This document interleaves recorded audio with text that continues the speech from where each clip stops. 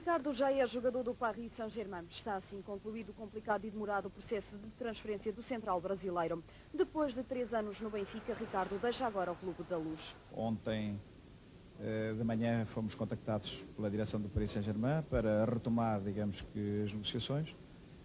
Durante o dia tivemos vários contactos e durante a noite acabámos já cerca de 1h da manhã, acabámos por chegar a acordo. Portanto, o Paris Saint-Germain cumpriu aquilo que o Benfica pedia? Naturalmente que sim, satisfez as nossas exigências e só nessa medida foi possível permitirmos a saída do Ricardo. Como é que o treinador encara a saída do Ricardo? Mas, claro, foi uma bruta notícia de manhã, mas há muito tempo que pensamos que isto vai acontecer e foi também assim. Somos um pouco preparados para isto e dentro de poucos dias vamos comprar um outro jogador. Neste momento há 4 alternativas para o lugar de Ricardo. Os dirigentes da Luz não quiseram adiantar nomes, apenas nos confirmaram que será um jogador estrangeiro. Para já, o novo reforço do Benfica é um ponta de lança soviético. Chama-se Sergei Yuran e veio para ficar durante 3 anos. Nós jogamos muito bem contra a Roma, mas foi melhor do que contra o Boa Vista. Isto é positivo. Boa Vista foi um desastre, claro. E temos que tentar de mudar isto, fazer muito melhor já sábado próximo. Falei em problemas, quais os principais problemas que se sente? Mas a equipa não funciona como funcionou, por exemplo, uma semana e meia atrás. Questo é o principal problema, não funciona muito bem em fase ofensiva, também não em fase defensiva. Acontece no futebol, é importante de resolver isto tão rápido como é possível. E em relação aos jogadores soviéticos, também parece um pouco indeciso nos lugares onde os há de colocar, especialmente ao Kulkov. Kulkov, durante os primeiros jogos que ele fez, jogou mais em defesa. Ontem jogou mais no meio campo. Mas talvez é melhor não jogar a Kulkov ontem, porque a cabeça estava, penso, a Mosca, mais do que a Roma. É natural, penso. De facto, Kulkov tinha razões para estar preocupado pelo que se estava a passar no seu país. Na altura do jogo com o Roma, a situação em Moscovo, onde se encontram sua mulher e sua filha, era muito confusa. À chegada ao aeroporto da Portela, tanto Kulkov como Yuran mostraram-se apreensivos com a situação atual da União Soviética. Contudo, ambos tinham conseguido falar com as respectivas famílias e sabiam que tudo estava bem. Agora resta-lhes acompanhar a evolução dos acontecimentos através da comunicação social portuguesa.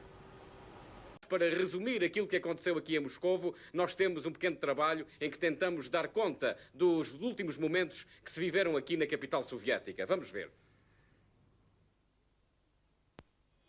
Duros de roer, os símbolos do comunismo são destruídos à martelada no centro de Moscovo. Estamos na tristemente célebre Praça da Lubyanka, local de sinistra memória por nele se encontrar a sede da KGB, onde ao longo de várias décadas se cometeram crimes sem conta e sem nome. A simples evocação ou aproximação do local chegava para fazer calafrios a qualquer soviético. Tanto maior por isso a admiração com que muitos assistem àquilo que se está agora a passar. Foi já a noite passada, logo após o triunfo sobre o golpe, que grupos de jovens começaram por retirar a estátua de Félix Dzerzhinsky, o fundador da polícia política soviética, e depois beberam champanhe para festejar. À conversa com a reportagem da RTP, um dos jovens comparou mesmo o acontecimento à queda do Muro de Berlim. Caído o Muro do Medo, a Rússia está de novo em marcha. Ao longo de todo o dia de hoje, o povo de Moscovo desmultiplicou-se em manifestações, apoiando nas ruas as decisões radicais adotadas pelo governo da Rússia. Decisões que ainda encontram resistência por parte dos velhos aparelhos de poder. Aqui, um grupo de agitação exige que o novo chefe da polícia de Moscovo seja imediatamente empossado. O movimento alastra. Depois de Dzerzhinsky, outros símbolos se seguem para ser derrubados. Caso, por exemplo, de Sverdlov, um dos líderes de maior destaque da Revolução Comunista. Acusado aqui, numa inscrição, aliás, de tons antissemitas, já que Sverdlov era um judeu, de ser ele um carrasco do povo russo. De algum modo, a situação é perigosa. Algumas nuvens negras de um certo radicalismo acumulam-se no horizonte. Hoje, o município de Moscovo mandou mesmo um deputado num carro da polícia avisar a população de que deve estar atenta contra as provocações. Foi também contra este perigo que hoje se pronunciou Gorbachev, insistindo em que os democratas não podem agora ser iguais aos outros e encetar uma caça às bruxas. Mas o líder soviético, falando perante quem o salvou, apresentou-se politicamente diminuído e muito dependente da personalidade de Boris Yeltsin. Um episódio revela-o bem. A certa altura, perguntando se já haviam sido tomadas medidas sobre a agitação junto à sede do Partido Comunista Soviético, Gorbachev teve de engolir em seco quando ouviu Boris Yeltsin dizer: sim, já mandámos fechar a sede do partido. Um acontecimento que a nossa Câmara pôde, aliás, registar esta madrugada, mal foi colocado o cartaz a anunciar o sucedido e quando os populares já haviam arrancado parte da placa a dizer Partido Comunista da URSS. E nas paredes ao lado, uma inscrição dizia PCUS a tribunal. Uma decisão que se festeja, entretanto, agora mesmo nas ruas de Moscovo e designadamente em face da sede do partido, onde grupos de baladeiros entoam canções anticomunistas dos tempos da dissidência.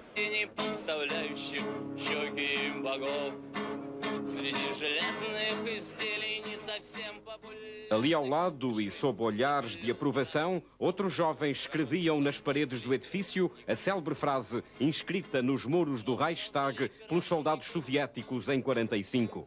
Finalmente, chegamos ao coração do inimigo.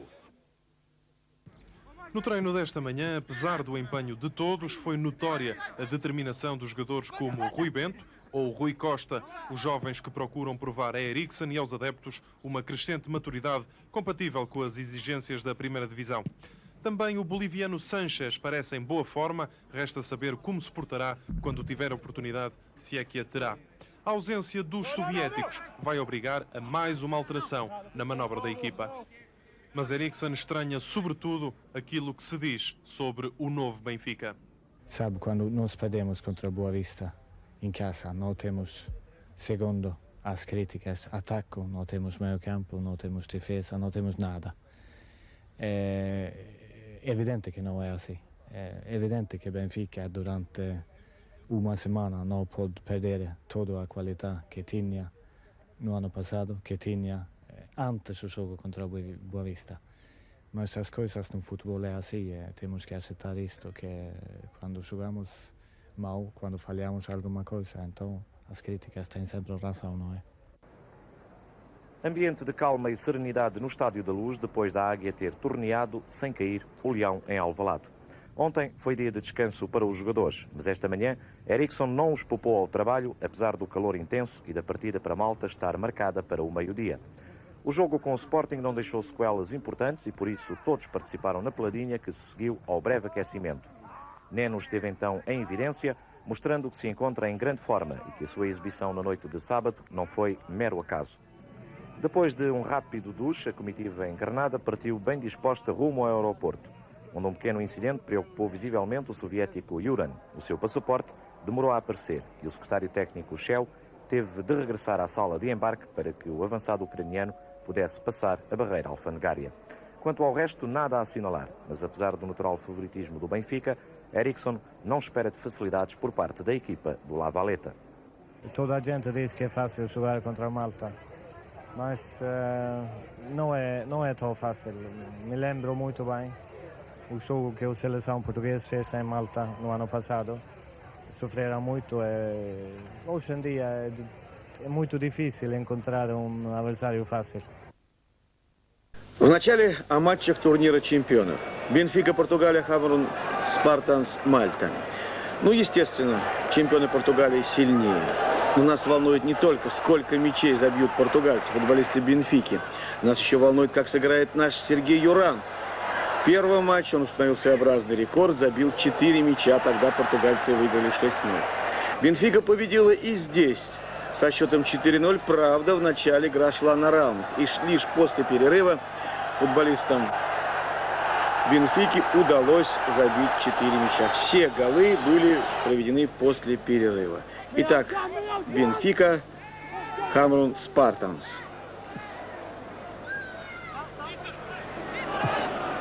Вот так, дальним ударом на 57-й минуте Изия Суареш забил мяч. 1-0 в пользу Бенфики.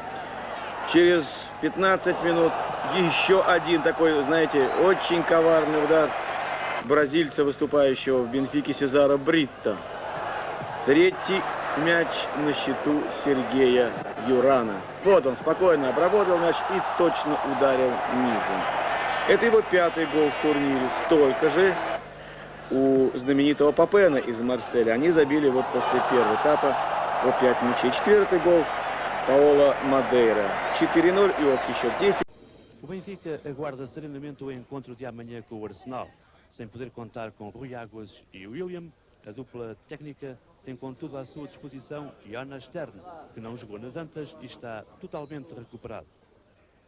Claro, é um jogador importante na manobra do meio campo do Benfica, quer em termos defensivos, quer ofensivos, e claro, é uma pedra importante para um jogo tão difícil como este que vamos ter com o Arsenal. O Benfica será uma equipa de postura defensiva à espera do ataque do Arsenal ou vai tentar jogar de igual para igual?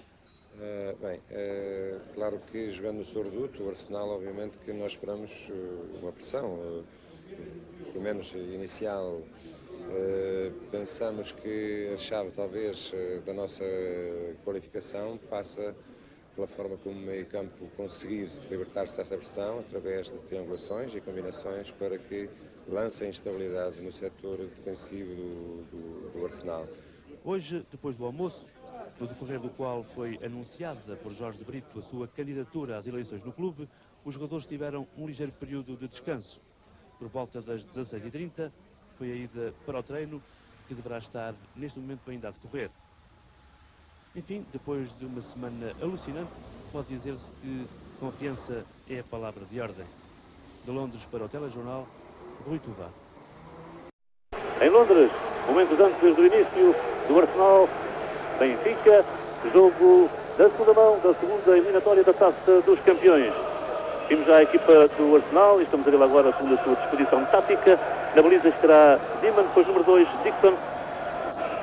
Falaremos da equipa inglesa daqui a pouco. Para já o Benfica com o número 1, Neno, depois número 2, Kulkov, 3, Paulo Madeira, 4, Rui Bento, 5, Veloso, o número 6, Jonas Stern, 7, Vítor Paneira, número 8, Schwartz, 9, Juran, 10, Rui Costa e número 11, Isaías. No banco do Benfica estarão Silvino Valido, José Carlos Pacheco e César Brito. Aqui está.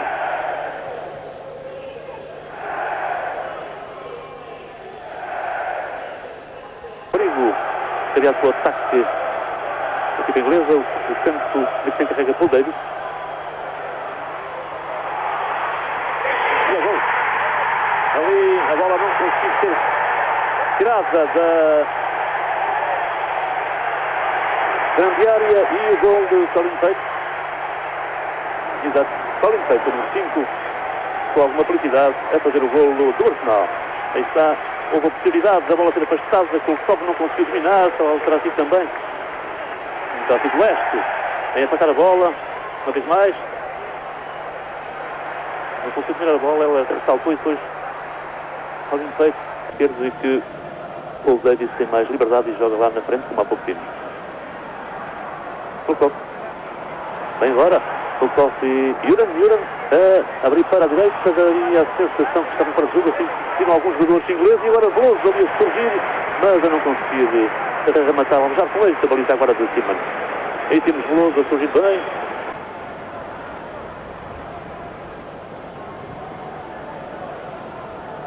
Veloso. Juran ali a combinar com Isaías, atenção, ele surgiu ali no meio, um belo remate e golo. É golo do Benfica, golo de Isaías, tudo muito simples, com o Nena colocar lá na frente, o toque ali para a corrida de Isaías e depois ele marcar o golo. 1-1 no marcador, belo golo de Isaías, vamos de novo, Veloso, lá para a frente, o toque de Juran ali a solicitar Isaías e depois um excelente remate do número 11 do Benfica. Não há dúvida, um grande gol, golo à inglesa, podemos dizer, simples, mas Kulkov. Agora acidentalmente do lado esquerdo, combinado com o jovem Rui Costa também. Agora a abertura agora para Schwartz ali. Houve ali uma...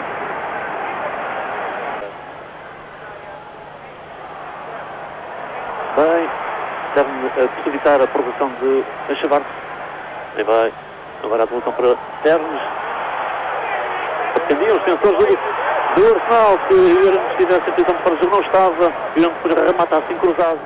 Ternes, deixar para Schwartz. Isaías.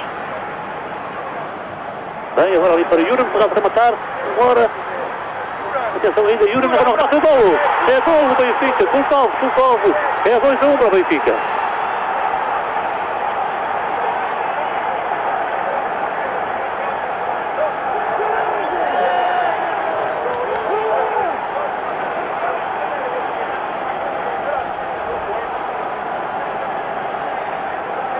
Aí está a repetição. Yuran a demorar muito, mas valeu a pena. Cedeu para Kulkov e é o 2-1 para o Benfica. Ainda ao lance.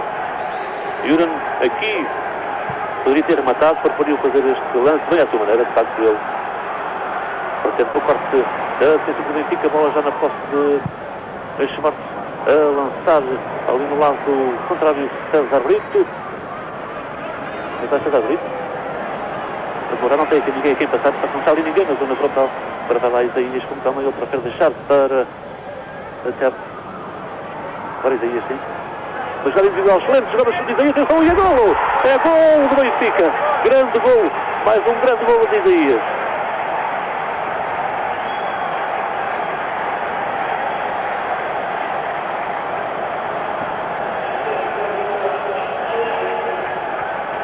Espetacular golo de Isaías, cá está ele, ali a forçar-se a parte dos adversários, passa 2, entra ali naquele buracão e depois marca o golo assim, sem hipóteses para cima. Como dissemos, esta equipa do Arsenal é uma equipa agora completamente destroçada, sem norte, não há ali grandes rigores táticos. O Benfica a vencer por 3-1 e parado, mas agora o golo está totalmente recuperado. César Brito, Yuran, tudo ali nas barbas dos ingleses, a ficar a jogar assim. E agora Yuran a fazer assim, podia ter feito mais um golo. Aquela defesa do Arsenal é agora uma mancha de retalhos, só que ninguém...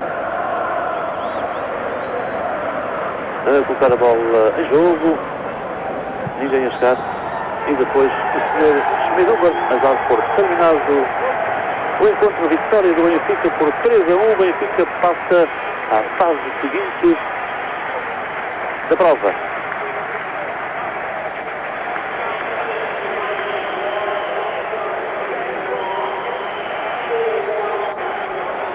A festa do Benfica aqui, dos seus jogadores, também do público que veio a Londres acompanhar a equipa, a festa e o desportivismo dos ingleses que a aceitam assim, e também agradece ao seu público, trocas de camisolas, o abraço de Magnussen, Paulo Madeira também foi um dos heróis deste jogo. Isto é Paul Davis, e como se vê, o público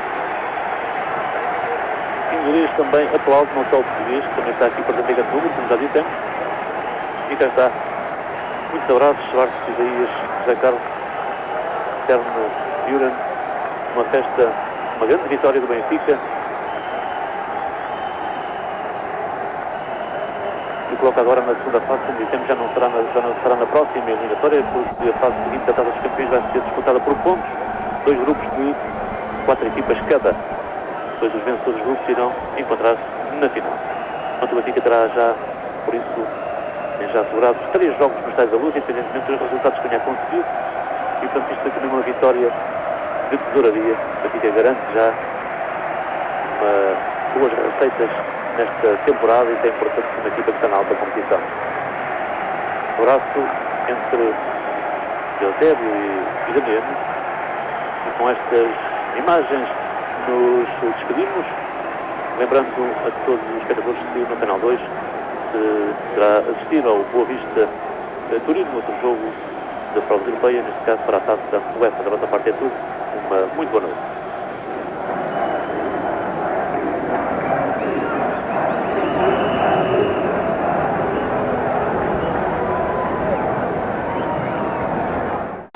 E lá está, Juran está sozinho. Vamos ver o que é que vai sair desta jogada de ataque do Benfica. Juran, e agora novamente Vítor Paneira a arrematar novamente mal e finalmente o golo. Finalmente o golo. César Brito agora a beneficiar do remate feituoso de Vítor Paneira. O golo do Benfica, a passagem dos 25 minutos. César Brito a bater finalmente Martin Pequenas. Pode ir para a grande área. Pode ir. E é o golo. 2-0 para o Benfica. Segundo golo de César Brito. Finalmente, após, sei lá, 8, 9, 10 ocasiões de golo desperdiçadas, o Benfica volta a marcar na Luz. 2-0 para o Benfica quando estão pedidos cerca de 20 minutos da segunda parte. 2-0. Schwartz. Agora vai César Brito, já na grande área. Isaías pode marcar e é o golo. Vai tudo muito fácil. Tudo muito fácil. Isaías faz o 3-0.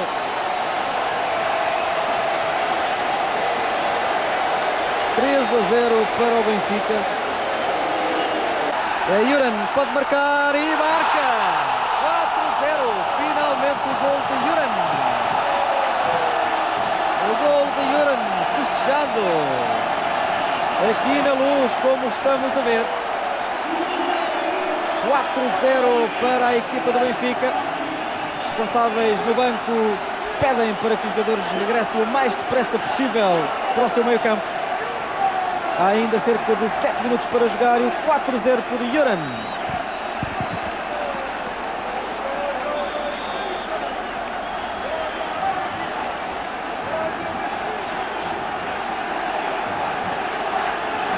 Colocar a bola fora. A bola pertence à equipa do Benfica. Isaías. O Costa. Novamente Juran. Pode marcar e marca! 5-0 para o Benfica. 5-0 para o Benfica. A 2 minutos do fim. Segundo gol de Juran. Mais um lançamento perfeito para a entrada de Juran. É o quinto no Estádio da Luz.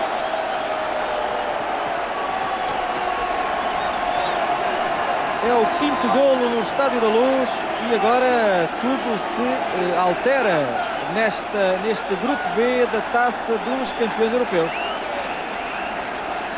É realmente uma reviravolta nesta penúltima jornada com a derrota do Barcelona em Praga. A direção do Benfica decidiu hoje abrir um inquérito aos jogadores Kulkov, Mostovoy e Juran. Foi esta a primeira reação dos responsáveis encarnados às contundentes declarações que os 3 jogadores prestaram ao jornal A Bola, publicadas na edição de ontem. Recorde-se que os 2 russos e o ucraniano ao serviço do Clube da Luz, nessa entrevista, acusavam o treinador croata Tomislav Ivic de ser um profissional da intriga e de ter um forte preconceito em relação aos jogadores da ex-União Soviética. Seja ou não esta a verdade, o que é certo é que Ivic convocou tanto Mostovoy como Juran para o encontro de amanhã, frente ao VAC da Hungria, a contar para a Taça UEFA. De resto, estes 2 jogadores e também Kulkov treinaram esta manhã normalmente com a equipa e a única nota discordante em relação ao cenário habitual veio do silêncio dos protagonistas. Eu não falar português. Fala. Não. Mas tem medo. Realmente uma desculpa fraca de Mostovoy, que juntamente com Juran e Kulkov se apressou a abandonar o Estádio da Luz logo após o treino. Oh, desculpa.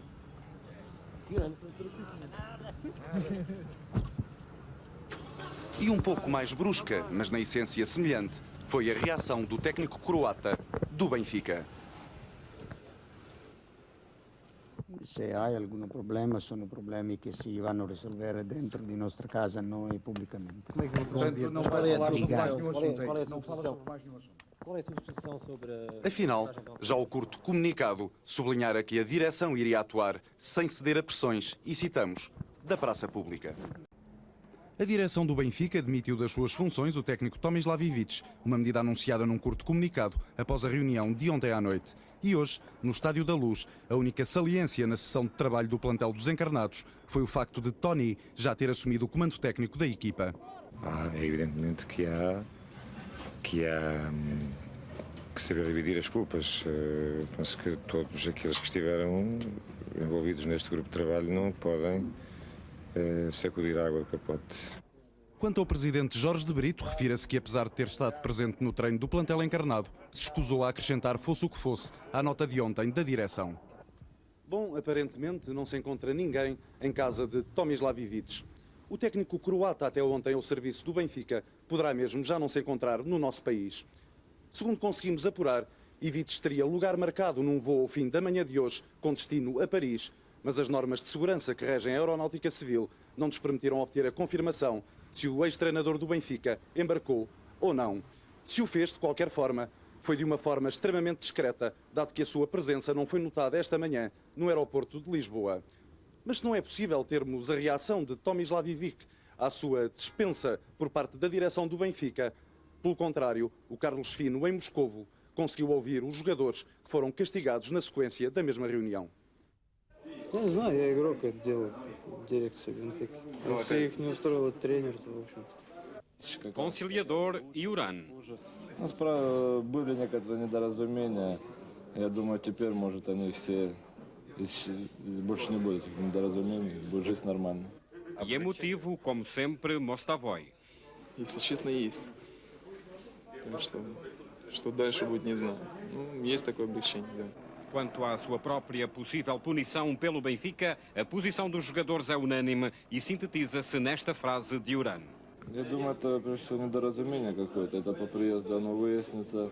Я думаю, этот вопрос будет решен. В принципе, пресса – это свободная пресса, и каждый человек вправе говорить то, что он хочет.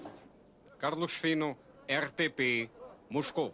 Questo è il nostro trabalho, il nostro mestiere. Acontece muitas vezes. Sempre contesta, pode ser melhor do mundo, pode ser pior do mundo, se contesta. Mas já previa que isto pudesse acontecer no Benfica? Depois do que se tem falado, depois de todo este processo com os jogadores russos, depois dos sócios do Benfica fazerem alguma pressão, no fundo, Ivic era um bocado contestado desde o início nesta equipa do Benfica. De alguma forma previa que isto acontecesse tão cedo?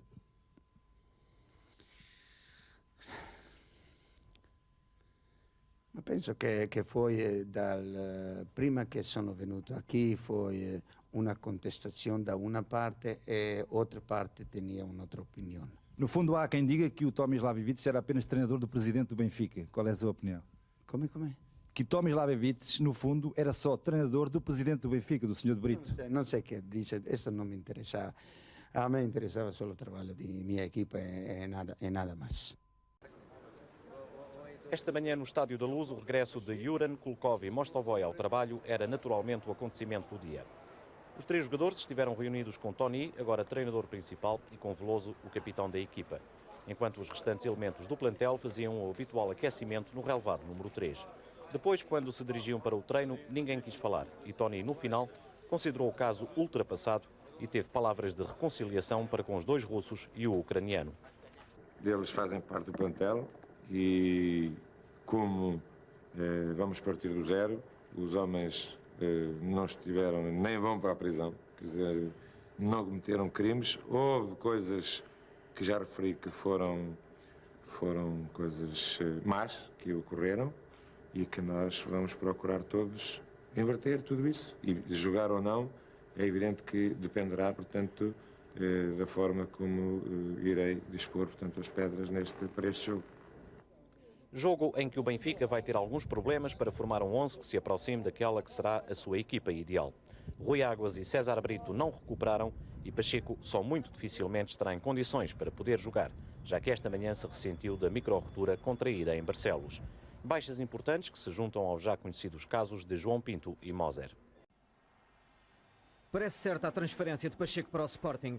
Apesar de neste momento não existir qualquer confirmação quer da Luz, quer de Alvalade, o que é certo é que várias fontes apontam para que o atleta encarnado reforce na próxima época o plantel dos Leões. O futebolista benfiquista terá avançado para a rescisão do contrato com o Benfica, alegando vencimentos em atraso. Posteriormente, teria chegado a acordo com o Sporting por um contrato de 3 épocas. Mas Pacheco não é o único problema para os responsáveis do futebol benfiquista. Hoje estiveram na luz, entre outros, Kulkov e Uran. Antes de seguirem amanhã para Moscovo, os dois atletas reuniram-se com Alberto Silveira. À saída, Uran confirmou contactos com o Newcastle de Inglaterra, mas adiantou que vai para férias como jogador do Benfica e é nessa condição que pensa regressar dia 19 de julho. No entanto, mostra-se algo confuso com a sua situação no clube. Todo dirigente não sabia, não sabe nada, não fala. Mas o Uran tem ainda mais um ano de contrato com o Benfica, não é? Sim, eu tenho mais um contrato na Benfica e colocou também. Por isso é jogador do Benfica, como é óbvio. Sim. Há alguma ponta de verdade na hipótese Inglaterra, Newcastle? Sim, o clube Newcastle é muito interessante comigo, queria assinar o contrato. Eu depois vir, voltei depois vir. Na luz esteve também Paulo Sousa. O médio benfiquista confidenciou-nos que o seu futuro não está esclarecido. Ficar no Benfica é hipótese, mas hipótese é também rumar até Turim para representar os Juventus. E parece que as verbas para a transferência já estarão definidas. Pronto, o homem já cá está. Sherbakov, desaparecido há vários dias, chegou ontem à noite de Moscovo, tendo participado já no treino desta manhã em Alvalade. O atleta russo jogou sábado passado na Arábia Saudita pela seleção de Esperanças. O regresso a Portugal estava marcado para segunda-feira, só que Sherbakov sofreu uma intoxicação alimentar, facto que o impediu de viajar mais cedo. O jogador chegou e trouxe provas do sucedido. O documento da maneira que vem com tudo discriminado e, portanto, e reconhecido pela Federação Russa, temos que julgar na boa fé e, portanto, considerar que realmente houve um problema e um problema de menor importância. Felizmente o que interessa-nos a nós agora é o jogador estar cá, está recuperado e inseri-lo o mais rapidamente possível dentro do trabalho da equipa. Só que Sherbakov já não treinava há 6 dias. Depois de avaliar a condição do jogador durante o treino, o técnico Bobby Robson decidiu não o convocar para o jogo de amanhã frente ao Gil Vicente. Certa é a sua inclusão para Glasgow, onde quarta-feira o Sporting defrontará o Celtic. E pronto, ponto final de um caso que, pelos vistos, não o chegou a ser. O que quero adiantar é que o professor Carlos Queiroz, que é o treinador de Sporting... Já assinou? O Carlos Queiroz já assinou o contrato com o Sporting? Já assinou o contrato. Por quanto tempo? Agora vou fazer a conferência aqui. Bobby Robson já passou à história. Palavras de Sousa Sintra. O treinador inglês foi despedido esta tarde pela direção do Sporting. A primeira vez numa carreira de 23 anos como treinador de futebol. Visivelmente emocionado, Bobby Robson não quis prestar declarações, mas sempre foi adiantando que o momento era muito triste. Um momento partilhado pelos jogadores. É claro que estamos todos bastante tristes, como seria de esperar. Tem sido um bom treinador para nós, tem sido um excelente amigo também. Mas o futebol português, infelizmente, tem destas situações constantemente, que são as chicotadas psicológicas, e nós temos que aceitar da melhor maneira e receber o novo treinador de braços abertos. Na noite de 15 de dezembro de 1993, no regresso do jantar de homenagem de despedida a Bobby Robson, Sherbakov teve um acidente no cruzamento da Avenida da Liberdade com a Rua Alexandre Herculano, em Lisboa, que lhe retirou a possibilidade de fazer aquilo que mais gostava, jogar futebol. Aos 22 anos, Sergei Sherbakov vê-se impossibilitado de voltar a jogar futebol. O jogador russo sofreu esta madrugada um grave acidente de viação. Às 5h45 deu entrada no Hospital de São José. Depois dos exames feitos, a confirmação.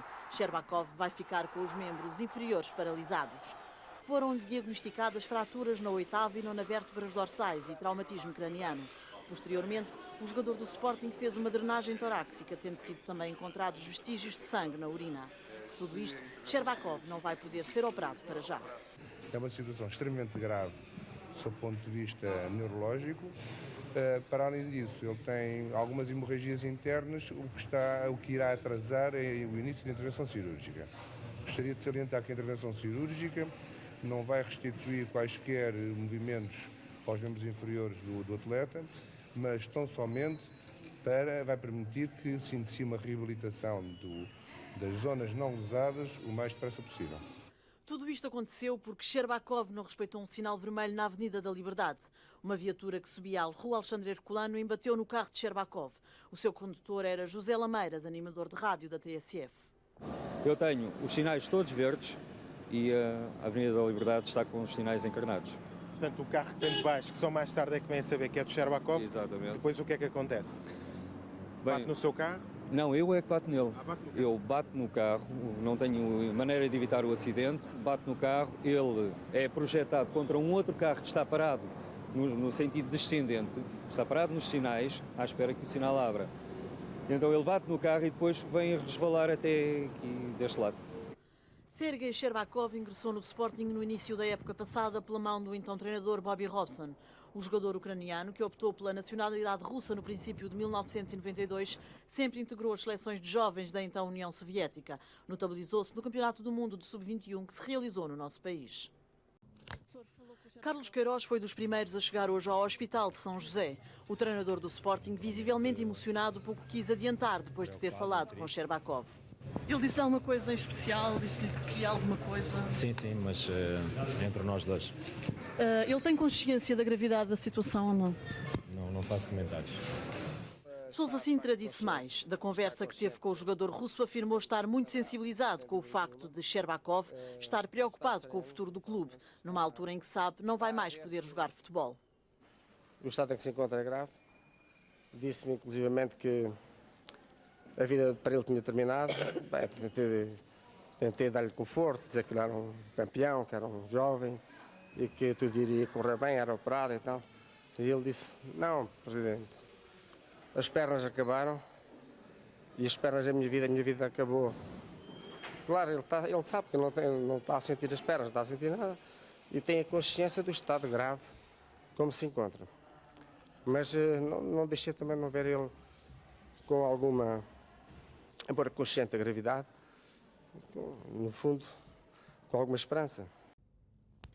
Sherbakov está a ser operado desde as 7 horas da noite no bloco operatório do Hospital de São José, operado por uma equipa dirigida pelo Dr. Paneiro Pinto. A operação deverá terminar entre as 8h30 e as 9 da noite, segundo se pensa. Depois disso, o jogador será transportado, provavelmente, para o centro, para a unidade vértebro-medular do Hospital de São José, onde já a partir da manhã vai iniciar a sua recuperação em termos de fisioterapia. Sherbakov está desde esta tarde acompanhado por uma psicóloga, dado o estado do jogador. Esta intervenção cirúrgica destina-se apenas a remediar algumas das lesões nas vértebras afetadas pelo acidente de ontem, já que, quanto ao resto, pouco mais é possível fazer. A operação deverá terminar daqui a pouco. No remate teremos mais informações sobre o estado do jogador do Sporting, Sherbakov, cuja situação clínica ficou estabilizada a partir desta tarde, permitindo, como tal, esta intervenção cirúrgica. Era assim chegada a semana do derby lisboeta. Na jornada anterior, o Benfica havia ganho por um difícil 1-0 ao Estrela da Amadora. No seu primeiro jogo com Queiroz, o Sporting venceu ao Beira-Mar por igual resultado. Mas foi o terrível acidente sofrido por Sherbakov a marcar a semana do derby. Mais uma das noites loucas de Lisboa teve para o jovem ucraniano um efeito terrível, o adeus ao futebol e o futuro numa cadeira de rodas.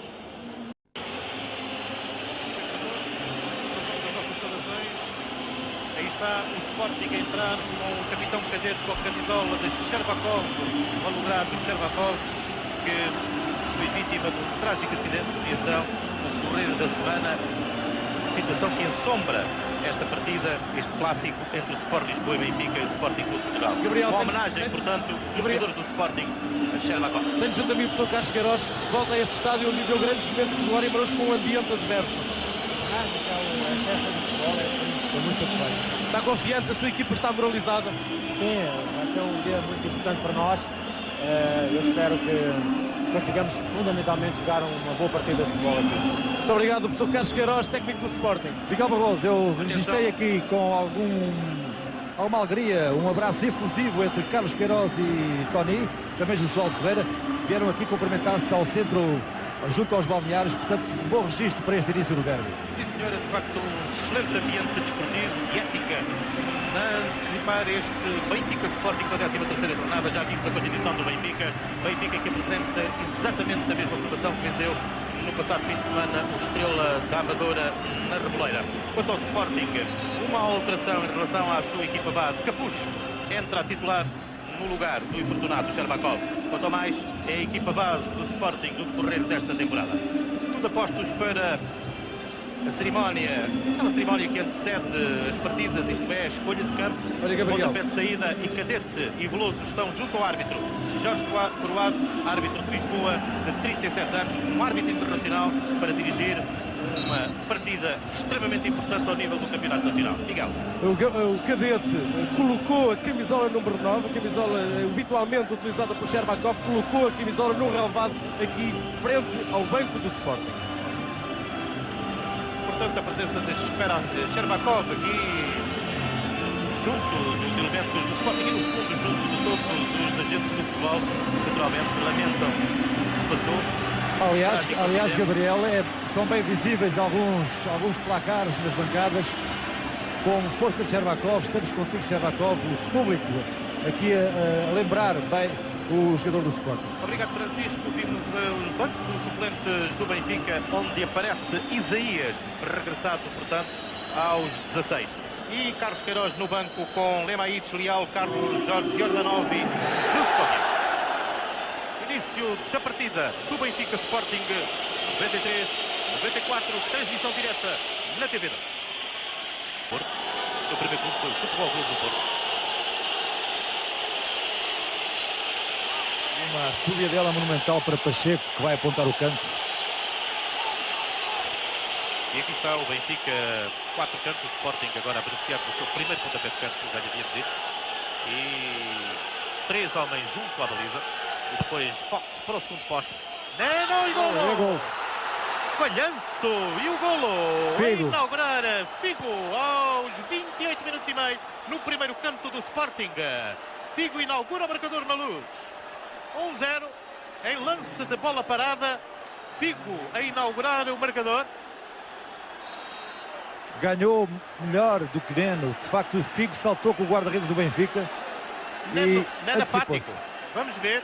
Aí está a claque do Sporting eufórica, naturalmente. Vamos ver de novo, rapaz.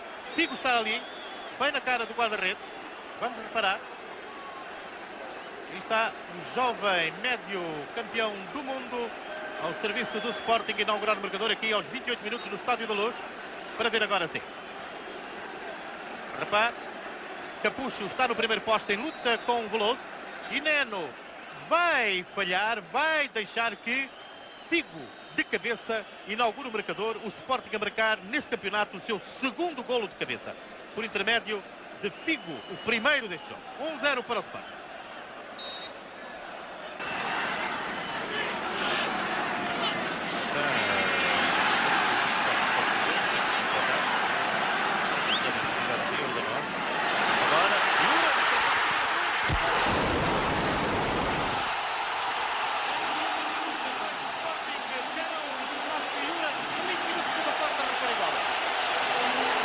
Entrou bem ali entre os defesas centrais. Rompeu em força com o Messi e depois ficou isolado, saiu, esperou bem a saída de Costinha e repôs a igualdade. 1-1. O Sporting tinha dificuldades ao nível dos centrais. Já na primeira parte o havia mostrar. Mérito agora para Juran, rompendo muito bem. Vamos ver, ainda espaço ali. E depois o seu melhor pé, o esquerdo para o segundo da malha. Já lá Paulo Torres, repare, sempre em movimento, excelente gesto técnico por banda do ucraniano, ali a fazer-lhe a mancha, Costinha, a bola no túnel para o fundo da malha.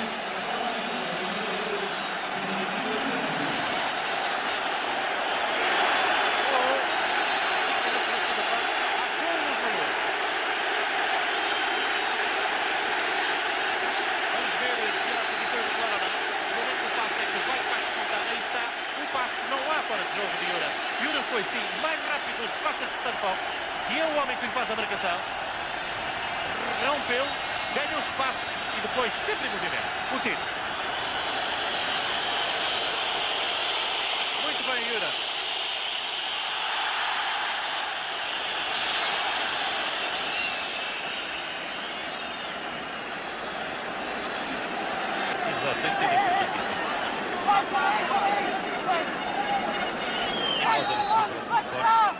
Helder agora ficou atrás. Costinha, muito bem. Colocou.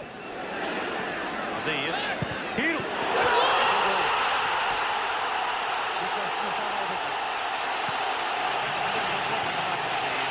Grande tiro de Isaías, com um trabalho excelente sobre o lado esquerdo. Muito desejado este golo. É 38, 39 minutos. O Benfica para a posição de vencedor. Vamos ter oportunidade. Costinha, Patins. A bola entrou, penso eu, entre o primeiro poste e a sua posição no terreno. É um grande remate de Isaías, de facto. Sétimo gol de Isaías, outra vez para Benfica. Repare-se aqui no pé direito. A bola saltou e Costinha não chegou lá. Foi entre ele e o poste. Vamos ver de novo para observar. O toque já está batido. Costinha bem se estirou. Eu parece-me que Costinha não tem responsabilidades. Costinha estirou-se muito bem, foi lá, a bola sai muito bem colada à base do poste. É um belo gol, um belo pormenor o trabalho de Isaías a dominar a bola com a coxa e depois a deixar para o bem. Alguém festejou com a bola e é a quarta bola em campo. E o Benfica a chegar ao 2-1. Mas vendo muito bem a sair. Quem sozinho? O Uruado vai apitar para acabar. Aí está. Final da partida, vitória merecida do Benfica com o Sporting na ponta final, com excelente réplica. A reportagem das 4 linhas. Carlos Queiroz vai cumprimentar Tony. Exato.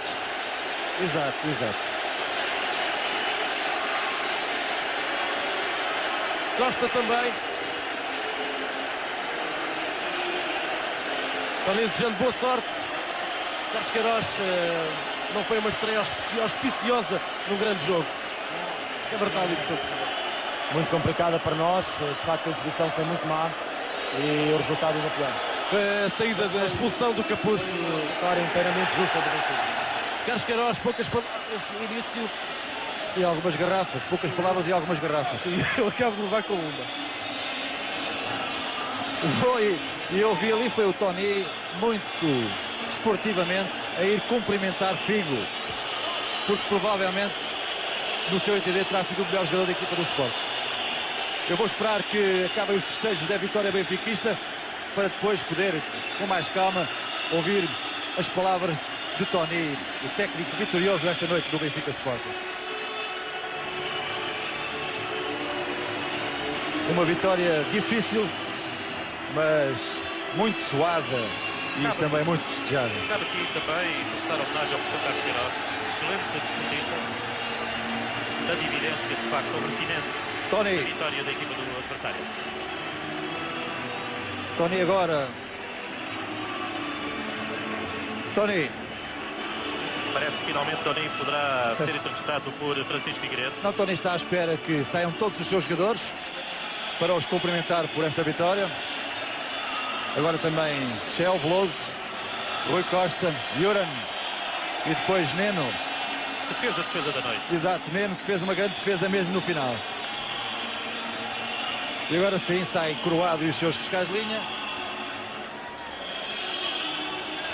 E Tony está um pouco mais calmo. Tony, você agora nestes minutos finais estava de facto completamente fora de si. O jogo de uma forma intensa. Foi de facto um Benfica Sporting muito intenso. Foi, aliás, ao longo da história, os derbys são isto. Os jogadores dos dois lados estão motivados para fazerem aquilo que aqui fizeram. Umas vezes bem jogado, outras vezes menos bem jogado, mas com a emoção de sempre. Claro, este esteve a marcá-lo. Algo bem triste que nós todos lamentamos também, porque embora a família sportinguista evidentemente a sofra mais profundamente, obviamente, mas queria dar uma palavra para uma pessoa que está bem longe e que nos deve estar a ouvir, que é o Eusébio. O Eusébio telefonou antes, neste momento em Las Vegas a vibrar também. Para ele que a esta hora vive de uma forma também intensa esta vitória. Os jogadores foram inexcedíveis porque o futebol realmente muitas vezes ele é ingrato e estava a ser na primeira parte porque o Benfica tinha tido situações para ter outro resultado que não aquele. Portanto não havia razões para que estivéssemos de cabeça baixa pela forma como eles estavam a bater, só poderia haver um resultado. E acha que neste final dos 90 minutos fez-se justiça? Fez-se, mas há uma palavra ao adversário. Um adversário que se bateu de uma forma digna, que se viu reduzido a 10 unidades, que mais tarde fica reduzido a 9 unidades porque a incapacidade do cadete. mas lutando, dignificando a nossa vitória, porque até o último minuto o resultado foi sempre uma incerteza. Porque então aquela defesa do Neno mesmo sobre a hora. É evidente, quer dizer, 2 ou 3 livres a surgir em zonas perigosas. Claro, a equipa também poderia ter tido outra postura de ter aguentado a bola, mas não o fez. Mas isso é perfeitamente natural acontecer e muito mais em jogos como estes. Mas fazendo-se justiça, uma palavra para os meus jogadores e uma palavra também para os jogadores do Sporting e para o Sporting em si. Eu vi o Tony agora na parte final a ter alguma preocupação especial em cumprimentar o Figo, por algum motivo? Desculpa, cumprimentar o Figo. Não, eu acho que ao marcar o golo o Figo, obviamente tinha o pensamento num colega seu, e aquilo que lhe quis transmitir foi de que dá também um abraço meu ao Sherbakov. Tony, na hora da vitória do Benfica sobre o Sporting 2-1, Gabriel Alves. De facto, é ética. Houve homenagem porque o ucraniano Sergei Sherbakov, que decorreu esta noite no estádio José Alvalade. O Sporting venceu por 2-1 uma seleção do resto do mundo. Um resultado que agradou a Sherbakov, que não faltou à sua festa, apesar de continuar internado no Hospital de São José. Este gesto de solidariedade, ao qual assistiram 20 mil espectadores, vai render ao ex-jogador cerca de 30 mil contos.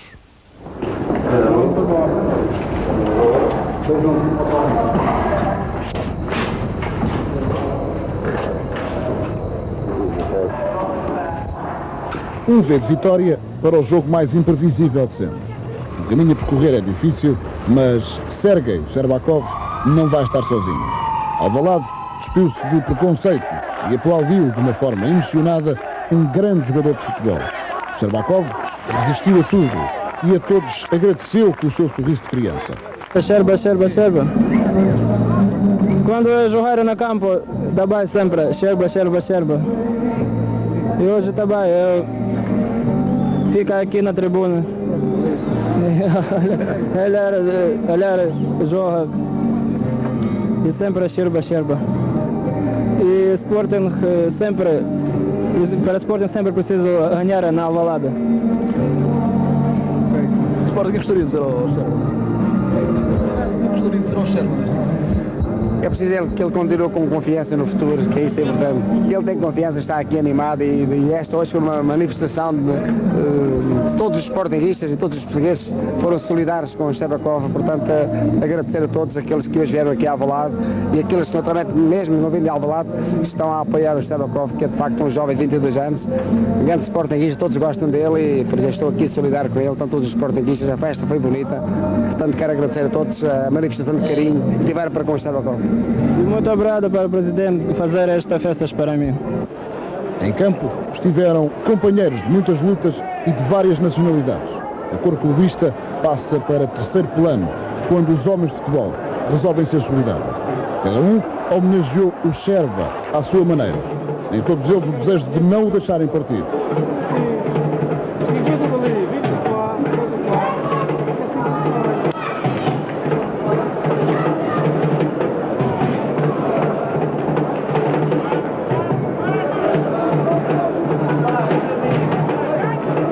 Sherbakov vai iniciar o seu maior desafio de sempre, aprender a viver.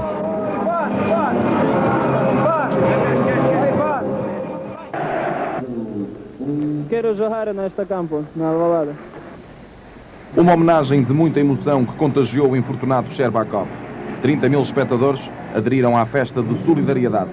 No relevado leonino, um desfile de vedetas internacionais. O desafio frente ao Sporting terminou com 2-1, favorável à última equipa de Sherbakov. Primeiro gol de Nelson, a passe de Capucho. Eusébio, o capitão do misto de estrangeiros, saiu sob forte ovação antes do empate, que só chegou no segundo tempo. Golo apontado pelo russo Shalimov, jogador do Inter de Milão. Finalmente, Porfírio fixou a contagem após jogada individual.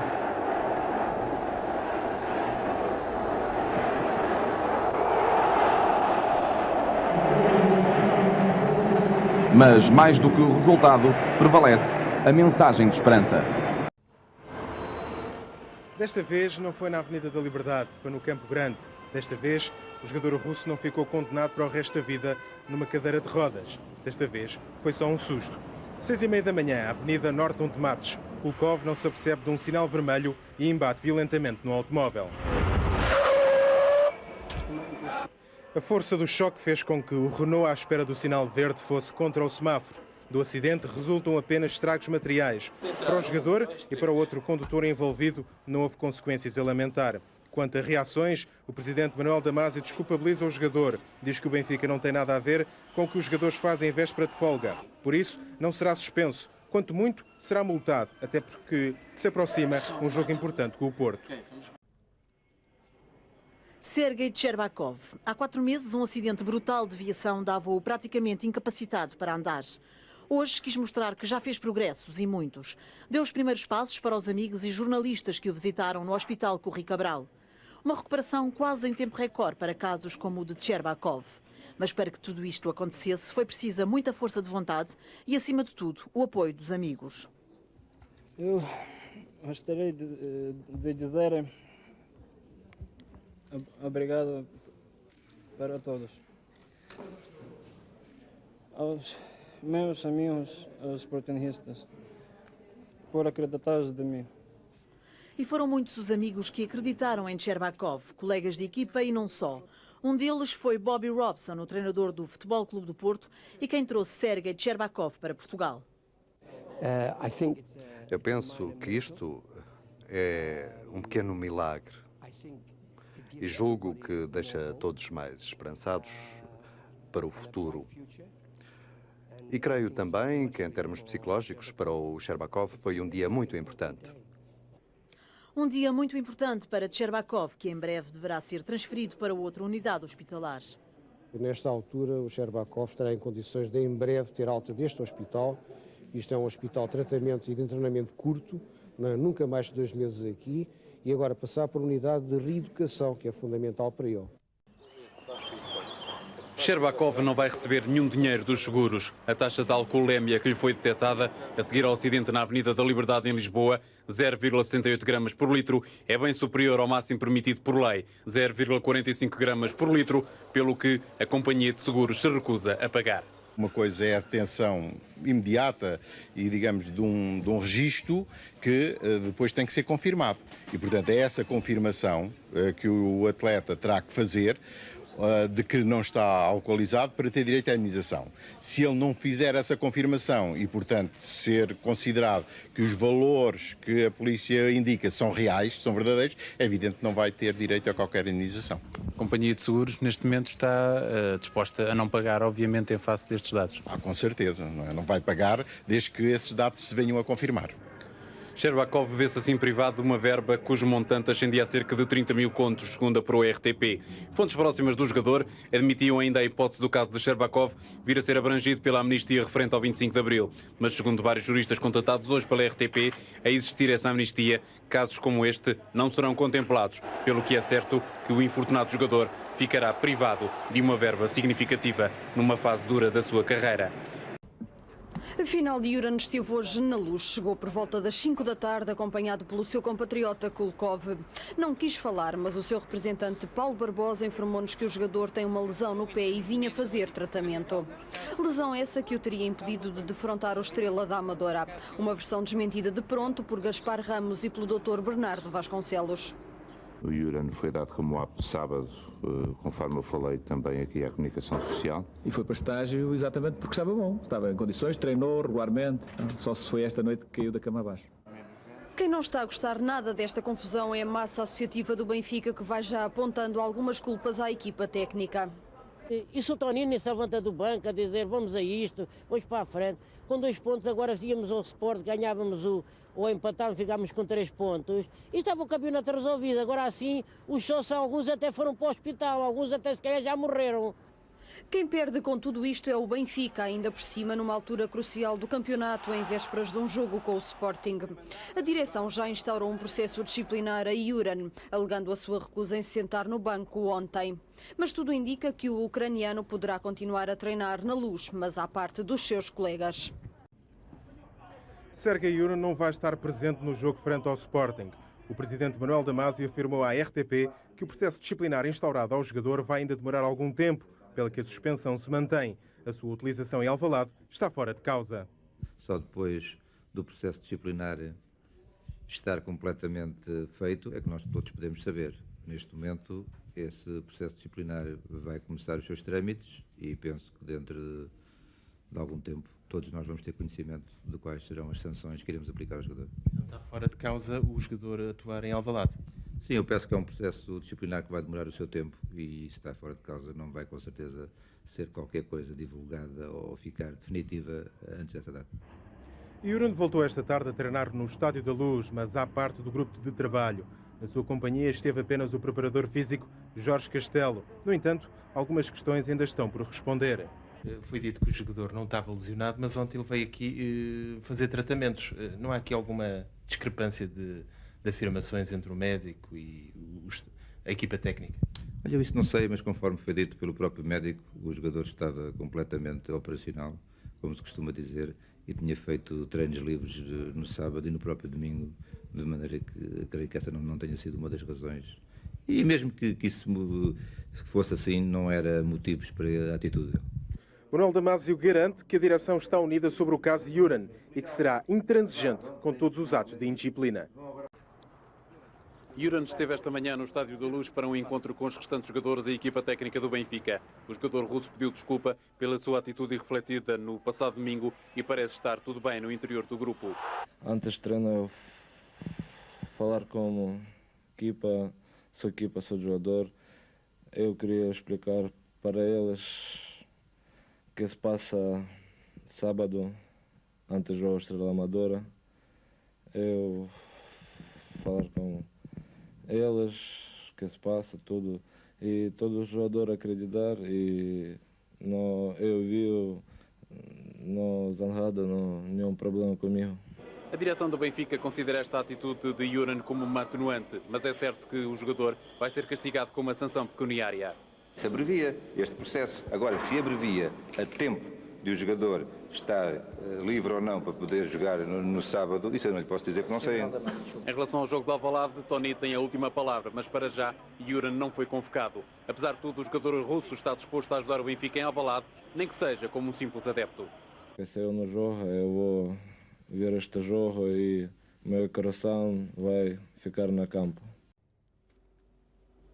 Sherbakov deixou hoje aquela que foi a sua casa durante 5 meses. Uma despedida emocionada de quem o acompanhou durante a primeira fase da recuperação. O jogador russo agradeceu e despediu-se com saudade. Tenho pena que eu vou sair aqui. Eu vou para casa. Vou continuar trabalho aqui 3 vezes por semana. E depois vou para Toledo. É em Toledo que está a clínica mais avançada da Europa, onde Sherbakov espera realizar mais exames para melhorar a recuperação.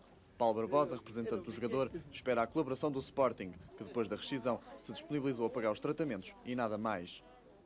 Faltam-lhe 2 anos de contrato. O Sporting teria uma pequena importância a pagar todos os meses. Quanto é que seria essa importância? É perto de 1000 contos por mês, digamos, durante 28 meses. Não seria assim muito complicado. E isso é importante por o seguinte, porque isso dar-lhe a possibilidade de ter uma mensalidade perto de, penso eu, de 400 contos pelas minhas contas, que o tornavam, digamos, independente, sem ficar um bocado dependente dos amigos, terceiros e, enfim, ajudá-lo no futuro. Entretanto, a vida de Sherbakov vai dividir-se entre os tratamentos no hospital e o seu apartamento, onde há que fazer algumas obras de adaptação. Para ocupar os tempos livres, o jogador tem à sua espera 3.200 cartas de admiradoras e 2 fãs muito especiais, que o convenceram esta noite a puxar pelo Brasil nas meias finais do Campeonato do Mundo. Um treino apertado, o trabalho coletivo ao nível do entrosamento do conjunto a 3 dias do primeiro confronto com os russos. A reserva canarinha opôs-se vivamente à equipa principal, dificultando-lhe os movimentos, pondo-a à prova nos mecanismos, na capacidade de penetração e poder de concretização.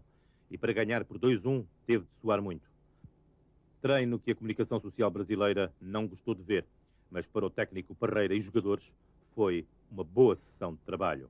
Foi o melhor treino que foi feito até então, pelo ritmo, pela movimentação, porque pela primeira vez o time reserva jogou quase que completo, com o retorno do Branco, com a volta, com a entrada do Ronaldo na zaga e com o Cafu no meio do campo, junto com o Mazinho e o Viola e o Paulo Sérgio, deram consistência, força, ritmo e saída também no contra-ataque.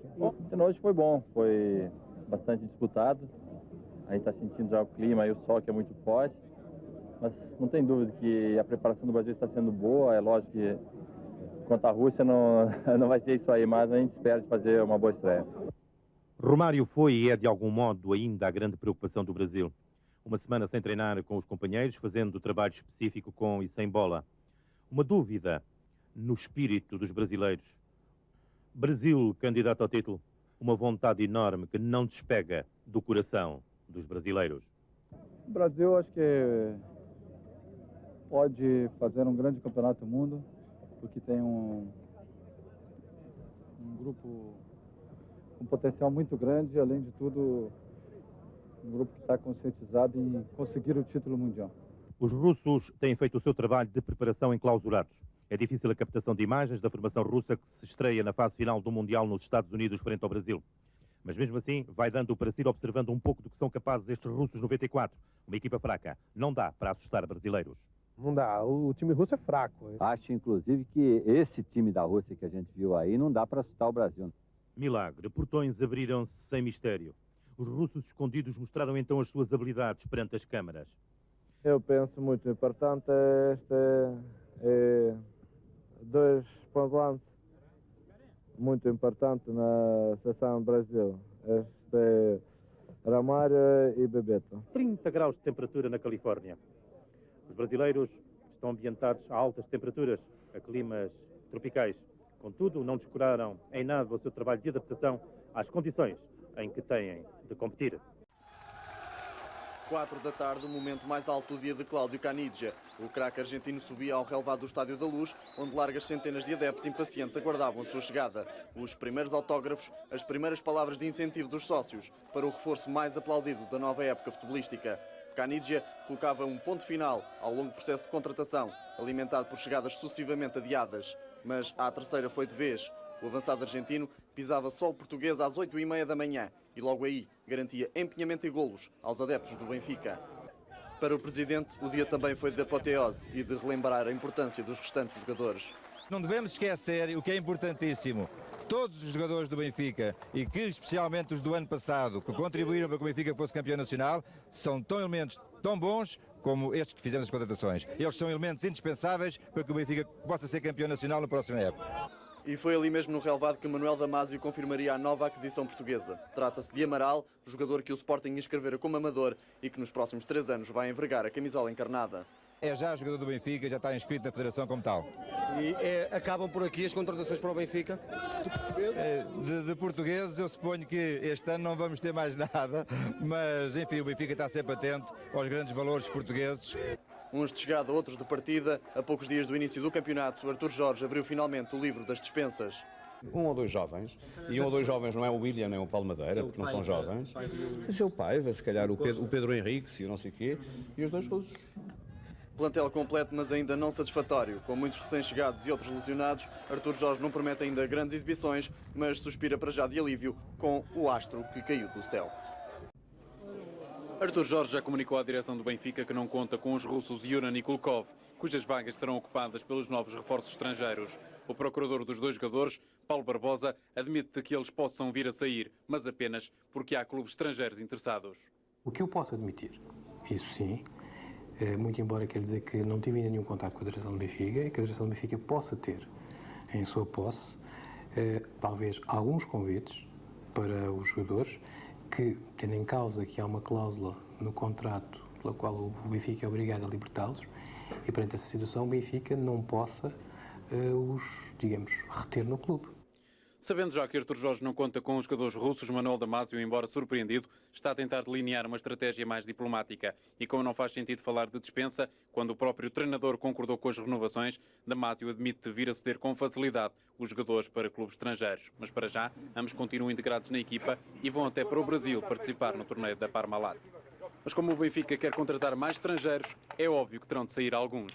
Nós estamos a verificar isso e estamos atentos, que sabemos perfeitamente só podemos inscrever 6, mas estamos atentos a esse caso.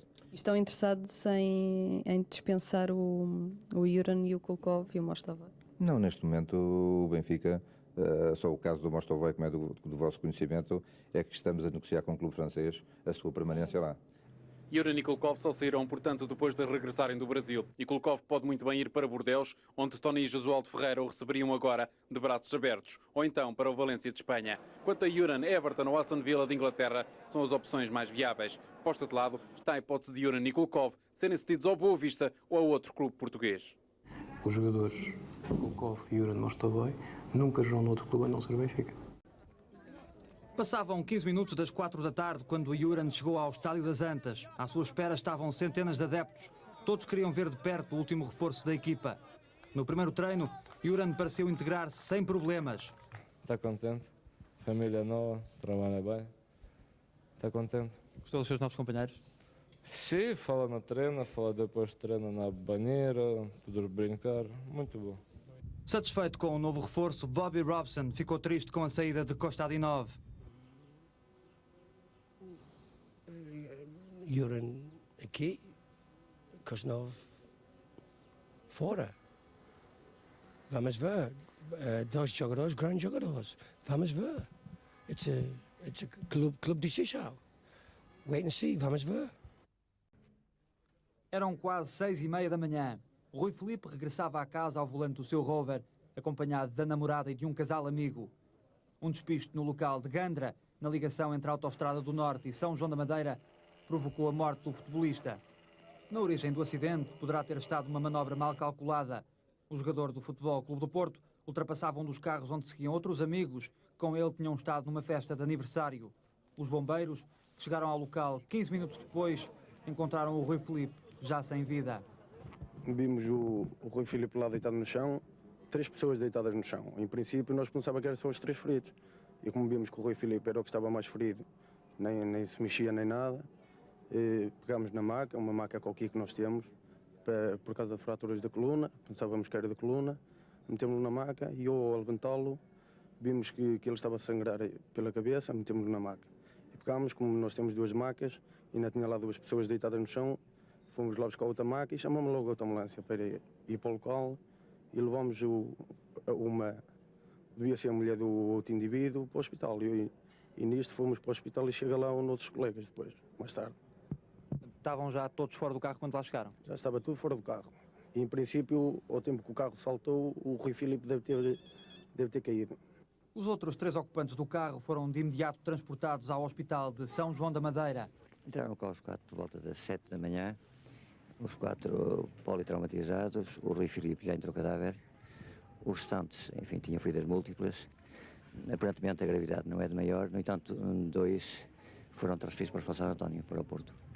Susana Lamas, a namorada de Rui Filipe, fraturou a bacia. Maria da Conceição Martins teve um traumatismo na coluna. As duas estão ainda internadas no Hospital de Santo António. Hernani Costa, que fraturou a clavícula, esteve em observação no Hospital de São João da Madeira, tendo recebido alta já esta tarde. Nenhum dos 3 corre perigo de vida. O corpo de Rui Filipe está depositado na morgue do Hospital de São João da Madeira, onde deverá ser autopsiado amanhã. 12 horas depois, no local do acidente, era ainda a confusão generalizada. Longas filas de automóveis tornavam quase intransitável a estrada que liga a Autostrada do Norte a Santa Maria da Feira. Centenas de pessoas passaram pelo local onde morreu Rui Filipe, uns por mera curiosidade, outros como que a quererem prestar uma última homenagem ao jogador do Futebol Clube do Porto. No Alcatrão ainda eram visíveis as marcas dos pneus do carro que transportava Rui Filipe.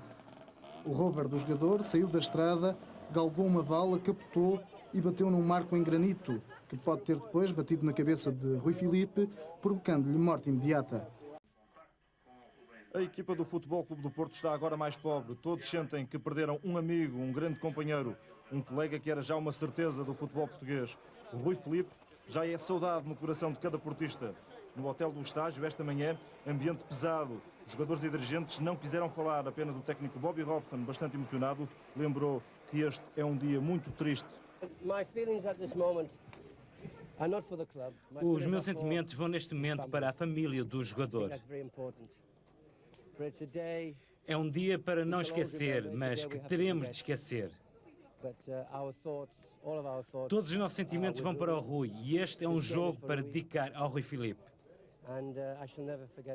Nunca esqueceremos este dia tão triste. Num dia negro para a família portista, a equipa de futebol deslocou-se a Aveiro para jogar com o Beira-Mar. Muitos adeptos seguiram em caravana atrás do autocarro dos Dragões até ao estádio Mário Duarte. A um colega estimado por todos. Antes do cortejo fúnebre se encaminhar para o cemitério de Vilachã, o corpo do Rui Filipe foi transportado para o santuário de Valdecambra, onde se realizou a missa de corpo presente. Um trajeto curto, mas que foi realizado com grandes dificuldades em virtude da aglomeração de milhares de pessoas que acorreram a este último adeus ao malogrado Rui Filipe. O corpo de Rui Filipe chegou a Valdecambra pouco depois do meio-dia. Até às 7 da tarde esteve em câmara ardente na capela de Santo António, onde à família e aos amigos se juntaram também os valcambrenses, no último adeus ao Rui, um rapaz humilde e de quem todos gostavam muito. Ele era um indivíduo dado com todos, era um ótimo rapaz. Nunca teve nada de subir na vaidade. Era o Rui. Para nós era o Rui, era sempre o Rui. E foi. E fica a ser o Rui. Era um bom jogador, dava nome à terra. A gente ia para um lado qualquer e ia, pá, este indivíduo é da tua terra e esta coisa toda, de Valcambra, e a gente se... Em Valdecambra, os jornais esgotaram cedo. Toda a gente queria saber mais sobre a tragédia. Já em casa, mas ainda com dores, Henrique Costa, um dos amigos que iam no mesmo carro, ainda hoje não consegue perceber as causas do acidente. Aquilo é uma ultrapassagem. É uma ultrapassagem, mas aquilo também digo uma coisa, aquilo, nós nem vinhamos muito de força, porque o carro dele andava na rodagem, porque o motor tinha tripado, porque andava na rodagem, nós até vinhamos devagar. Não sei se foi porque vem um carro de frente e sei que as luzes são mesmo luzes muito mínimas, que eu vi o carro. E ele, quando se tivesse apercebido do carro, quando se apercebeu do carro, tivesse guinado ou qualquer coisa, ele nunca mais segurou o carro, com um rebalho ou qualquer coisa, nunca mais conseguiu segurar o carro. O Rui Filipe, que viajava sem cinto de segurança, foi cuspido através do teto de abrir, embatendo depois com a cabeça, ao que parece, numa pedra que lhe terá provocado morte imediata. Susana Lamas, a namorada do Rui, está ainda internada no Hospital de Santo António, enquanto a Maria da Conceição Martins regressou ao Hospital de São João da Madeira. 1 hora e pouco de treino para afinar as últimas estratégias. José Carlos, que esteve lesionado, está recuperado. O central do Futebol Clube do Porto deve voltar ao eixo da defesa no jogo de amanhã com o Benfica. Na equipa do Futebol Clube do Porto, certa é a inclusão dos antigos jogadores do Benfica, Juran e Kulkov. O russo soube hoje o resultado das análises, que indicam que a saúde de Kulkov está bem e recomenda-se. Foi um choque violento e fatal. Eram 5 horas da manhã. Na Avenida da Boa Vista, um veículo estacionado em frente ao Centro Comercial Dallas avança para uma inversão de marcha. A vítima mortal do acidente prepara-se para quebrar as regras de trânsito e calcar 2 traços contínuos. A descer a avenida, Sergei Juran, ao volante de um Mercedes, não consegue evitar o choque. Depois do embate, Juran imobiliza o carro, sai e abandona o local. Leva consigo uma jovem e o outro casal que seguia com o jogador fica para prestar declarações à polícia. Uma das pessoas que estavam é que dizia que vinha com ele e que ele se teria ausentado, tendo-se metido num táxi ausentado do local. Do choque resultou uma morte, a do ocupante do Anda Preto. Ângelo Oliveira, 35 anos, contabilista, ainda deu entrada no Hospital de Santo António com fraturas múltiplas. Tentou-se a ressuscitação, mas acabaria por falecer pouco depois das 6 da manhã. Logo depois do acidente, Sergei Juran entrou num táxi que estava no local e foi para casa. Quando o taxista voltou para recuperar a mala do jogador, foi interceptado pela Polícia Judiciária. A Judiciária, isso é uma verdade. Tanto é que estava preocupada numa mala preta, numa saca preta. Não percebi o papel da Judiciária. No meu ou no dele. E a mala preta apareceu? Não apareceu. Supostamente, a Polícia Judiciária estaria à procura de droga. O taxista diz que Sergei Yuran não apresentava sinais de álcool. RTP sabe que Yuran jantou num restaurante em Lessa da Palmeira, passou depois por um bar, esteve em casa e, à hora do acidente, ia levar uns amigos. O casal que acompanhava Yuran esteve durante toda a tarde em casa do jogador. Kulkov, o outro jogador russo do Futebol Clube do Porto, e Paulo Barbosa, procurador de Sergei Yuran, conversaram com os ocupantes do veículo, ainda antes de se dirigirem para a PSP. Yuran era aguardado no comando da PSP às 15 horas. Depois de longa espera, mais de 2 horas, o primeiro sinal. Yuran estava nas imediações da esquadra, dentro de um carro. Com ele, o empresário Paulo Barbosa, o vice-presidente do Porto, Guilherme Aguiar, e ainda Domingos Barbosa. De repente, e para surpresa de muitos, o carro surgiu. Uma finta aos jornalistas. Já pouco antes tinha sido feita uma tentativa através de um elemento da PSP. Não, hoje não. Mais ou menos quanto tempo é que... Pode demorar 8, 15 dias, ou um mês, ou 2, é conforme também. Mas nem vêm trazer os documentos cá? Não, os documentos, há de alguém trazê-los.